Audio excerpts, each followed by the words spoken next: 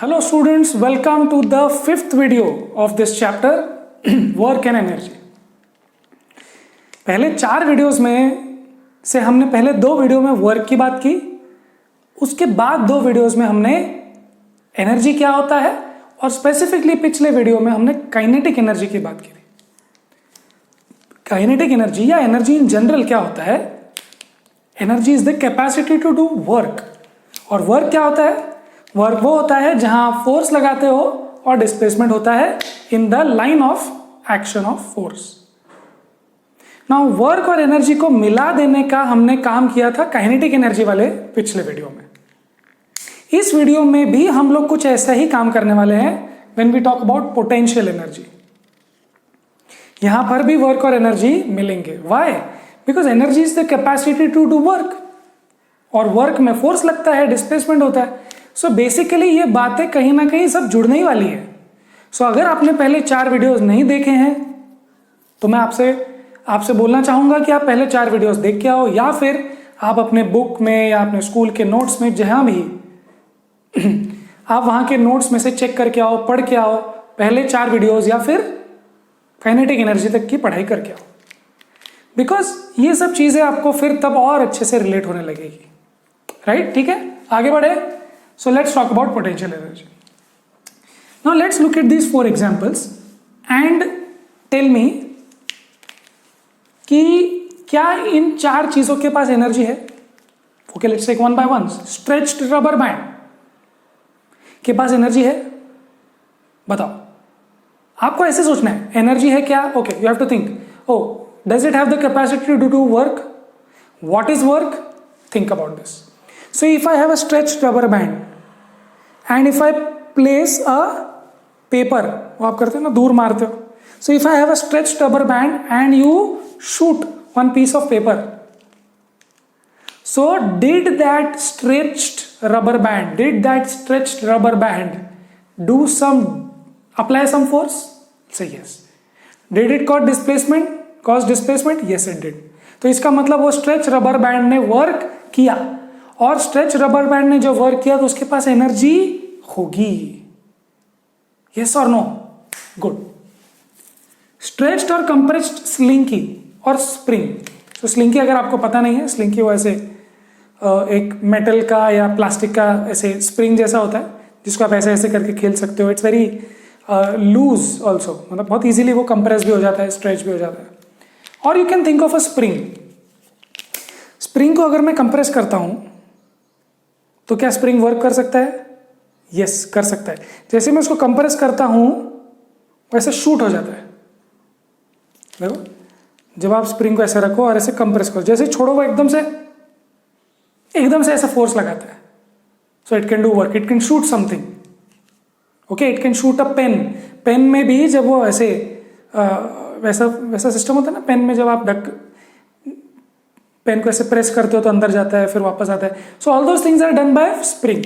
सो spring को जब आप कंप्रेस करते हो, स्प्रिंग को स्ट्रेच करते हो, तो स्प्रिंग में एक कैपेसिटी होती है वर्क करने की। Yes, it can do work.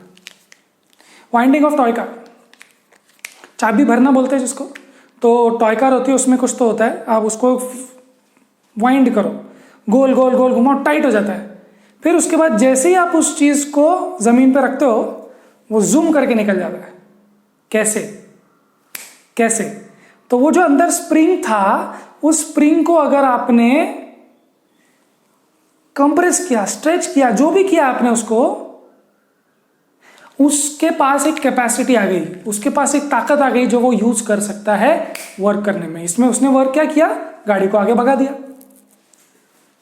Lifting an object to a certain height. मैं एक पत्थर को, शॉर्टपुट बॉल को ऐसे करके ऊपर रख लेता हूं और अब मैं इसको छोड़ देता हूं, तो आप बोलेंगे मत छोड़, लग जाएगी, टूट जाएगा। राइट? व्हाई? बिकॉज इतने ऊंचा जब मैंने किसी चीज को रखा तो आप डेफिनेटली ये बोल सकते हो कि इसके अंदर एनर्जी है, इसको छोड़ना मत, इसके अंदर एक एनर्जी है। अगर वो एनर्जी मुझे मिल गई, उसने फोर्स लगा दिया, उसने वर्क कर दिया, तो ये टूट जाएगा। सो आपको एक खतरा है, आपको लगता है कि स्ट्रेच रबर बैंड कुछ कर सकता है, आपको लगता है स्ट्रेच कंप्रेस्ड स्प्रिंग कुछ कर सकता है, आपको लगता है वाइंडिंग ऑफ टॉय कार जो होता है वो कुछ कर सकता है, lifting an object certain height जो वो ऑब्जेक्ट कुछ कर सकता है, इसका मतलब डेफिनेटली इनके पास energy is present in them, उनके अंदर एनर्जी है, तभी आपको लग रहा है कुछ हो सकता है। अब ये काइनेटिक एनर्जी से अलग है। क्यों? काइनेटिक एनर्जी क्या है? काइनेटिक एनर्जी है उस ऑब्जेक्ट के पास जो मूव हो रहा है। मुझे बताओ, क्या स्ट्रेच्ड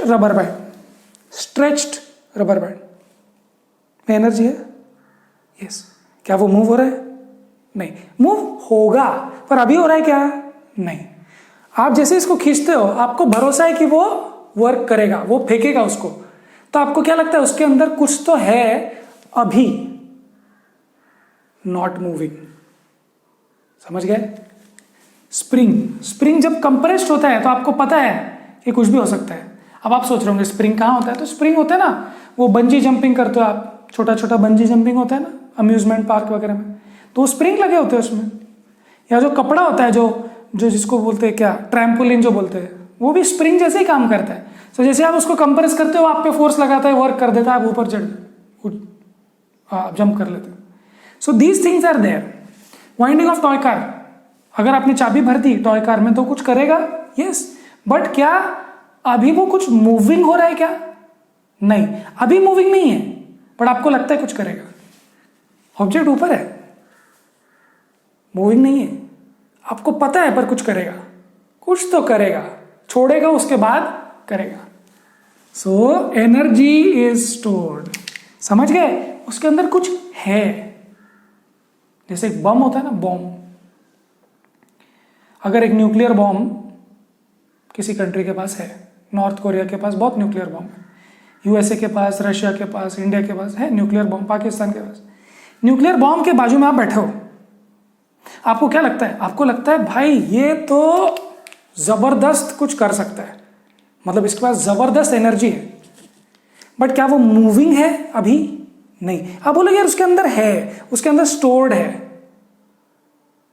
तो वो जो स्टोर्ड एनर्जी है, energy get stored which can later be use to do work. बाद में वो बॉम्ब में है, जब जरूरत पड़ेगी तो वर्क करेंगे उससे, अभी तो है।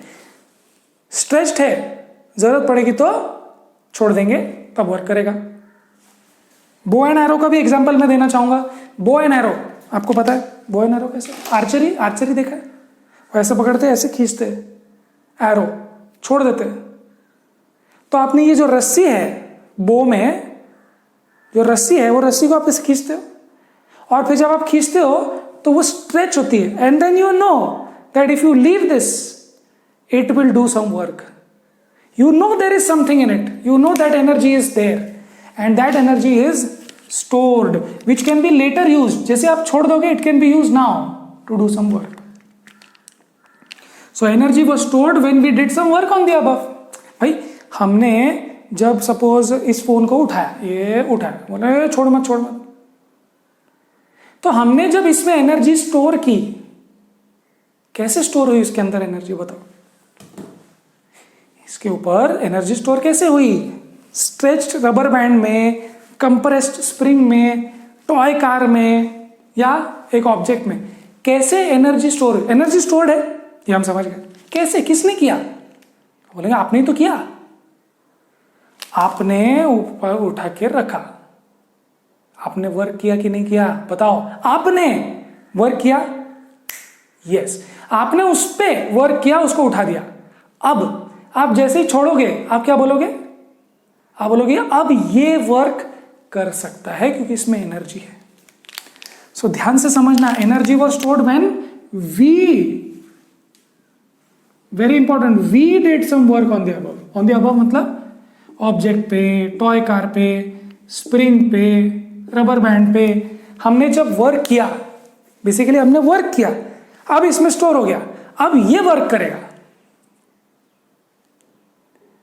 इस एनर्जी को पोटेंशियल एनर्जी, पोटेंशियल मतलब है, जैसा बोलते हैं ना, ये बंदे में, ये बच्चे में बहुत पोटेंशियल है, आगे चल के ये बड़ा बड़ा आईएएस ऑफिसर बनेगा या बड़ा पॉलिटिशियन बनेगा या बड़ा स्पोर्ट्स पर्सन बनेगा, जो भी कुछ पोटेंशियल है उसमें। क्या अभी बन जाएगा आईएएस ऑफिसर? नहीं, अभी नहीं बनेगा, पोटेंशियल है। जब वो रिलीज करेगा, जब वो रबर बैंड रिलीज करेगा तब दिखाएगा। जब वो उम्र में आएगा, जब वो पढ़ाई करके एग्जाम देगा, तब वो पोटेंशियल दिखेगा।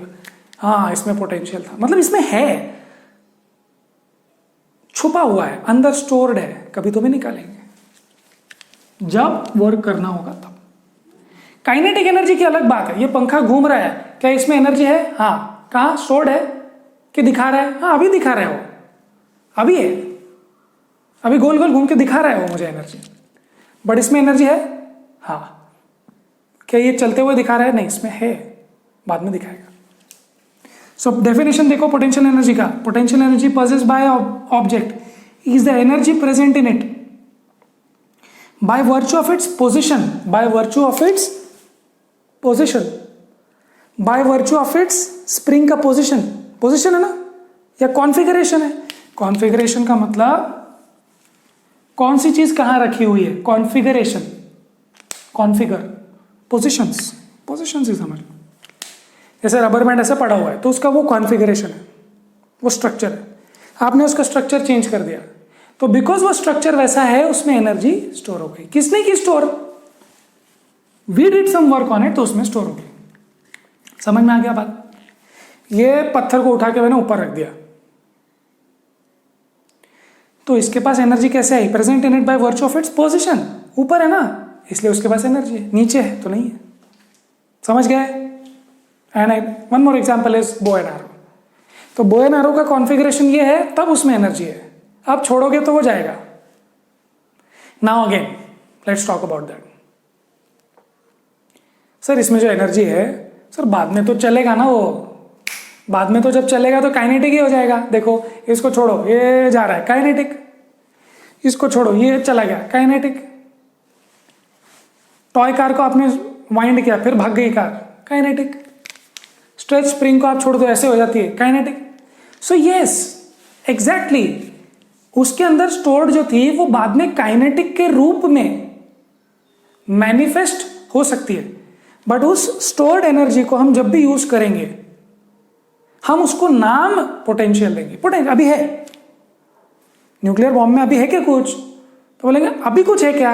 हाँ, अभी स्टोर्ड है, तो फिर नाम दे दो पोटेंशियल एनर्जी। समझ में आ गया? परफेक्ट। अब इसको मैं हटा देता हूं and we will talk about gravitational potential energy. ये जो बॉक्स को ऊपर उठा के हमने रखा, इसमें जो पोटेंशियल एनर्जी है उसका फॉर्मूला हम डिराइव करने वाले हैं अभी। ठीक है, तो इसको हटा देते हैं, मिलते हैं नेक्स्ट पार्ट में। Right, so now we are going to talk about potential energy only in case of an object raised to a height. Okay, हम रबर बैंड के या स्प्रिंग के केस में जो पोटेंशियल एनर्जी है उसको हम लोग नहीं स्टडी करते अभी। We study those things after 10th standard, 11th standard वगैरह में आप वो पढ़ते हो। And just think about this, potential energy is actually stored energy and its basically a lot wider concept as compared to kinetic energy which is straightforward.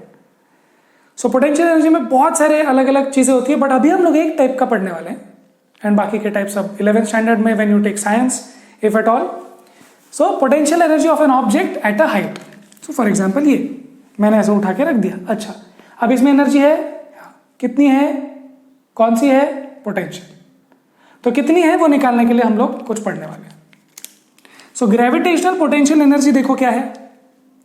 Gravitational potential is in an object which is raised to a height by doing some work against gravity, which is obvious, which we have studied. इसको उठा के मैंने gravity के against force लगाया, yes और no? देखो ये डब्बे को मैंने जब उठाया तो ग्रेविटी का फोर्स कहां लगता था?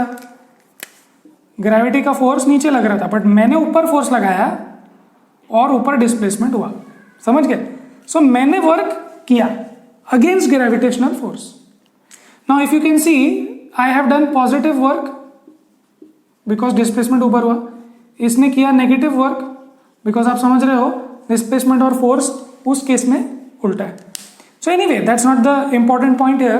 Point to be noted is कि जब आपने वर्क किया और ऊपर डिस्प्लेसमेंट हुआ तो वो उसमें स्टोर हो गई वो energy.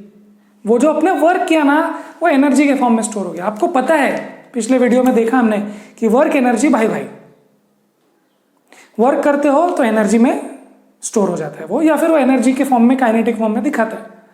But basically you have to do something, तभी उसमें वो एनर्जी आती है। You have to do something, और ग्रेविटी और any other force has to do something, so तभी वो एनर्जी उसमें होगी। Let's look at the definition now, very important, और फिर हम लोग ये डिराइव करेंगे। Gravitational potential energy of an object at a point above the ground, so यहां तक तो हम समझ गए, above the ground is defined as देखो, gravitational potential energy of this object at a point above the ground is defined as, अब ये important है, defined as the work done। तो आपको वर्क तो पता होना चाहिए ना यार, वर्क तो पता होना चाहिए। फर्स्ट वीडियो सेकंड वीडियो में वर्क तो पढ़ के आए होंगे आप, आई होप। मैंने आपको बताया पहले 4 वीडियोस पढ़ के आओ, देख के आओ, कुछ भी। Work done in raising it from the ground to that point against gravity, so gravity तो ही है, उसके अगेंस्ट आपको उसको ऊपर उठाना है, ठीक है। सो अब ये डेफिनेशन के अनुसार हम लोग यहां काम करेंगे और देखेंगे क्या फॉर्मूला आता है। चलो कोशिश करें, चलो कोशिश करते हैं और देखते हैं कि क्या एक्सप्रेशन आता है। ये है सिचुएशन, ये ग्राउंड पे है, देखो, is defined as the work done in raising it, so let's raise it. So आपको पता है ये मैं लगा रहा हूं और ग्रेविटेशनल फोर्स नीचे लगा रहा है, ठीक है। ध्यान से, यहां पर आपको चैप्टर नंबर 9 भी आना चाहिए, चैप्टर 10 सॉरी आना चाहिए, 8 9 10 सब आना चाहिए, वही तो बात है। इसके बाद वाला चैप्टर बिल्कुल अलग है, साउंड, बट ये 8 9 10 11, 8 motion, 9 force and laws of motion, 10 gravitation and this work and energy, सब एक के ऊपर एक बिल्ड हो रहा है। Okay, so do not ever jump to this chapter directly, बिल्कुल नहीं। Even if your school talks about this directly, if at all, you have to go through all those chapters and then only you should come to this. Anyway, so देखो, work done in raising from the ground, so basically work done, force into displacement, clear? चलो, so work done in raising it ना, so ये मैंने work किया ना, ये मेरा force है, ये मेरा फोर्स है, तो मुझे फोर्स जितना लगाना है वो यहां आएगा, और डिस्प्लेसमेंट भी ऊपर हो रहा है तो डेफिनेटली प्लस में आएगा। क्यों? क्योंकि force applied and displacement are in same direction. तो आप ये समझ रहे होंगे कि पॉजिटिव आने वाला है। सी, वर्क नेगेटिव भी हो सकता है, जीरो भी हो सकता है, पॉजिटिव भी हो सकता है, आपको पक्का करना है ये दोनों सेम डायरेक्शन में हो रहा है। Work done in raising it, ये मैंने किया। Somebody might think, सर इसने तो नेगेटिव वर्क किया, बराबर है, पर हम इसकी बात ही नहीं कर रहे। फिर से देखो, gravitational potential energy of an object at a point above the ground is defined as work done in raising it. तो फिर मेरी बात होगी ना, उसकी बात कहाँ होगी? उसने थोड़ी रेज किया। So work done in raising it is my force. Now these two are in the same direction, therefore it will be plus. समझ रहे हैं क्या? मजा आ रहा है? Good, okay. अब देखो, आपको पता होगा कि ये होता है ग्रेविटेशनल फोर्स mg। अगर इसका मास m है तो force due to gravity mg होता है। ये हमने 10th चैप्टर में बिल्कुल से किया है, बिल्कुल ठीक है। 10th चैप्टर में वेट एंड मास, या वेट, मास एंड वेट, हमने जो चैप्टर का वीडियो किया है, I guess 4th 5th video, तो आप वो जाके देख सकते हो, तो 4th वीडियो का। सो ग्रेविटेशनल फोर्स mg है। अब अगर ग्रेविटी mg लगा रहा है फोर्स, तो मुझे भी कम से कम mg लगाना चाहिए। So if I just apply mg force, मैंने थोड़ा सा एक्स्ट्रा फोर्स लगा दिया या mg ही लगा दिया, so the minimum force I need to apply is mg। The minimum force I need to apply, because नीचे अगर किसी का वजन 80 kg है तो उसको वेट नीचे 80 kg लगने वाला है, तो अगर मुझे उसको उठाना है तो कम से कम 80 तो लगाना पड़ेगा, minimum. So so I am applying very very less force, I mean less force more than this, so almost मैं उतना ही लगा रहा हूं। अगर ये बोलता है 10 न्यूटन का तो मैं भी 10 न्यूटन लगा रहा हूं, 10.001 लगा रहा हूं बस, थोड़ा सा। सो मान लिया मैंने भी mg लगाया। अगर आपको कंफ्यूजन हो रहा है तो ये f डैश कर देता हूं, अगर आपको कंफ्यूजन हो रहा है तो ये f डैश है, ये f डैश है, मैं लगा रहा हूं। ओके, सो मैं लिख लेता हूं minimum force to pull it, minimum force to pull it. Okay, आप बताओ डिस्प्लेसमेंट कितना होने वाला है यहां से यहां तक? डिस्प्लेसमेंट कितना होगा? Tell me. डिस्प्लेसमेंट यहां से यहां तक, डिस्प्लेसमेंट होता है हाइट। अगर आप उसको h हाइट तक लेके गए हो तो डिस्प्लेसमेंट है h हुआ है। एंड वर्क कितना किया हमने? mgh। हमने यहां से यहां ले जाने में वर्क कितना किया?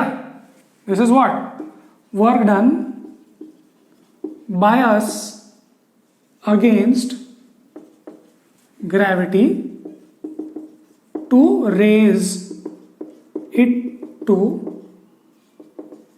Height h। ये हमने वर्क किया।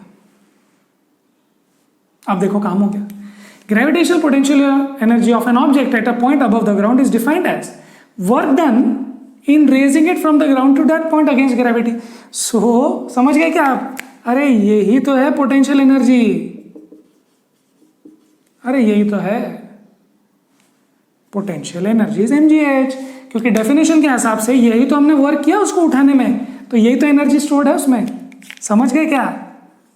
यस। अब अगर आपको चाहिए तो आप अपने बुक के अनुसार ऐसे लिख सकते हो पोटेंशियल। वैसे पिछले वीडियो में मैंने एनर्जी के लिखना चाहिए था ½ mv², जबकि मैंने उसको के ई लिखा। आपको जो भी ठीक लगे आप लिख सकते हो, मुझे नहीं लगता टीचर को बुरा मानेंगे, सो आप इसको लिख सकते हो mgh। समझ गए? बढ़िया से समझ गए? फिर से एक बार देखते हैं, छोटी सी बात। पोटेंशियल एनर्जी किस में होती है? पोटेंशियल एनर्जी उसमें होती है जिस पे आप वर्क करो और उसमें स्टोर हो जाए, फिर वो बाद में शो कर सके, उसको दिखा सके, वर्क कर सके।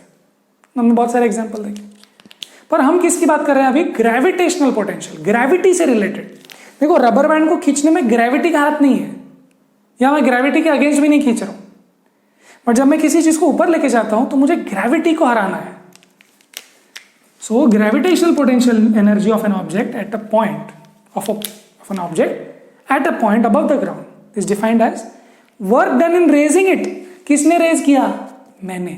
तो मैंने जितना वर्क किया उसको रेज करने में, वो ही उसमें स्टोर हो गया। सोचो, अगर मैंने किसी पानी में 1 लीटर पानी का मैंने किया, 1 लीटर पानी डाल दिया, तो उसमें स्टोर कितना हुआ? आप बोलेंगे ऑब्वियसली 1 लीटर। तो एग्जैक्टली अगर आपने 1 लीटर भरा तो उसमें 1 लीटर स्टोर हो गया। तो अगर आपने इस पर mgh वर्क किया तो उसमें स्टोर कितना हो गया? mgh स्टोर हो गया, बस सिंपल। क्लियर है? कोई डाउट? हाँ, इसमें एक इंपॉर्टेंट बात आती है, वो हम करके जाएंगे।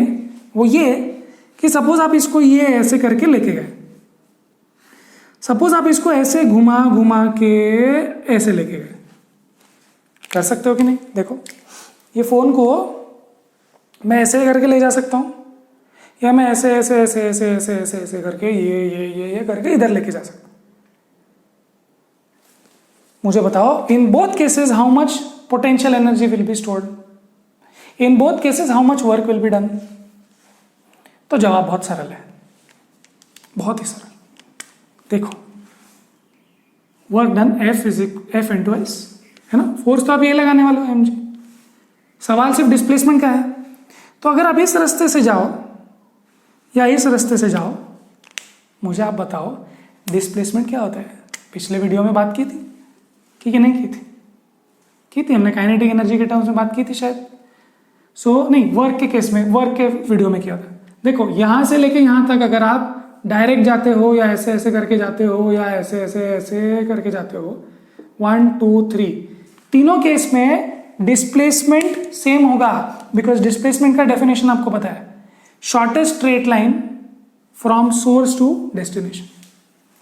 तो यहां से यहां शॉर्टेस्ट स्ट्रेट लाइन कौन सी है, ये है। और अगर ऐसे गए तो भी शॉर्टेस्ट स्ट्रेट लाइन यही है। सो आपको बिल्कुल याद रखना है कि वर्क, इसलिए मैंने बोला वर्क पढ़ के आना, ये है डिस्प्लेसमेंट। और डिस्प्लेसमेंट इसे ऐसे जाओ या ऐसे जाओ या कैसे भी घूम के जाओ या अभी घूम के आओ, कल रख दो उसको, जो भी हो, in what ever scenario definitely displacement will be the same, because यहां से यहां तक का शॉर्टेस्ट स्ट्रेट लाइन तो वही है। क्लियर? सो याद रखना, दिस इज द सिनेरियो कि कैसे भी घूम के गए तो भी mgh ही स्टोर्ड है, डायरेक्ट गए तो भी mgh स्टोर्ड है। m is the mass, g is the gravitational acceleration, आपको पता है। g की वैल्यू आप लोग लिखते हो 10 मीटर पर सेकेंड स्क्वायर या फिर 9.8 मीटर पर सेकेंड स्क्वायर, जो भी आप लिखते हो। h की वैल्यू जो होगी वो, ठीक है ना। अब जाते जाते एक बात, you have to tell me किसमें ज्यादा पोटेंशियल एनर्जी होगी, टेल मी किसमें ज्यादा पोटेंशियल एनर्जी होगी। तो आप बोलेंगे भाई पोटेंशियल एनर्जी किस पे डिपेंड करता है, मास पे। जी तो इस धरती पे सेम ही है, सो मास पे और एच पे। अब बताओ, अगर मैं ये पेन को उठा के यहां लेके जाऊं और मैं इस फोन को उठा के यहां लेके जाऊं, तो सेम हाइट। किसके पास ज्यादा पोटेंशियल एनर्जी है, बोलो। जिसका मास ज्यादा है। समझ गए? ओके, अनदर एग्जांपल, ये देखो, ये पेन यहां तक है, सेम पेन है, यहां तक है। अब किसके पास ज्यादा पोटेंशियल एनर्जी है, जिसका एच ज्यादा है। क्लियर? एंड जस्ट थिंक, मुझे इस पेन को ले जाने में इतनी एनर्जी खर्च करनी पड़ी, मुझे इस पेन को ज्यादा ऊपर ले जाने में ज्यादा एनर्जी खर्च करनी पड़ी। सो अगर मैंने ज्यादा वर्क किया तो ज्यादा एनर्जी उसके पास आ गई। सो जैसे भी आप देखना चाहो। क्लियर है? So heavier object has more potential energy and higher object has more potential energy. Okay, इसका जाते जाते एक एग्जांपल मैं बताता हूं। डैम में जो पानी स्टोर्ड है, डैम में जो पानी स्टोर्ड है वो बहुत हाइट पे स्टोर्ड है। जैसे ही दरवाजे खोलते हो निकल जाता है वो, right? So it has so much energy. Clear? Good. अब इस पे क्वेश्चंस करने की आपको कोई खास जरूरत नहीं है, बिकॉज मुझे लगता है बहुत सिंपल है। बट फिर भी अगर आप देखना चाहो, फॉर एग्जाम्पल इसका अगर हाइट 10 मीटर है, इसका अगर कुछ मास दिया हुआ है जैसे कि 2 kg, ओके, तो अगर कोई बोलता है कि इसमें कितना पोटेंशियल एनर्जी है, सो आप बोलेंगे ओके, पोटेंशियल